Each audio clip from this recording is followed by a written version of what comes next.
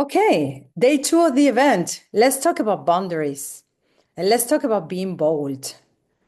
There is no financial independence if we don't learn to say no, because then our yes has no value. We had to learn to set boundaries, and the very first word is no. And that is hard for women. We have been taught to be accommodating. And it's almost impossible sometimes to override.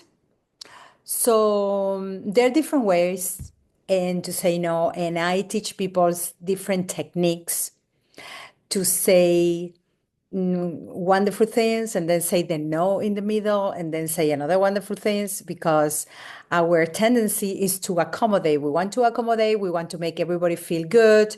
So yeah, we give ourselves some of that tendency.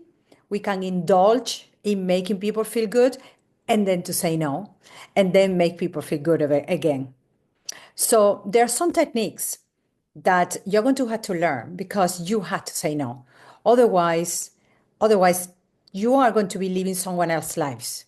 You're going to follow someone else's purpose. You're going to be working for free for someone else's purpose or for a salary or whatever because you are unable to say no, or you are going to stay in a toxic relationship. You're going to stay in an abusive relationship because you're not able to say no. So we had to find ways to say no. And it's so difficult. If it's so difficult for us to say no, go to hell, we need to find other ways to say no, maybe in a sweeter way. Like, look, this is not acceptable for me. Look, this is not aligned with me. Look, this doesn't resonate with me. Look, this is not making sense for me. So we need to find those ways. Also, we need to find ways to change our mind because maybe we have felt forced to say yes.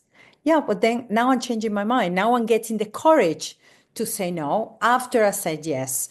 And society and people are going to try to tell us that we are not consistent, we are too changeable. It doesn't matter. You don't owe anybody consistency over and above what you owe yourself, the truth. So that's the first element. So we are going to be playing with those two elements. And then at night, we're going to go to a karaoke, let our hair down. And that's going to be day two. That is going to be another reclamation of our power. So if that resonates with you, come over.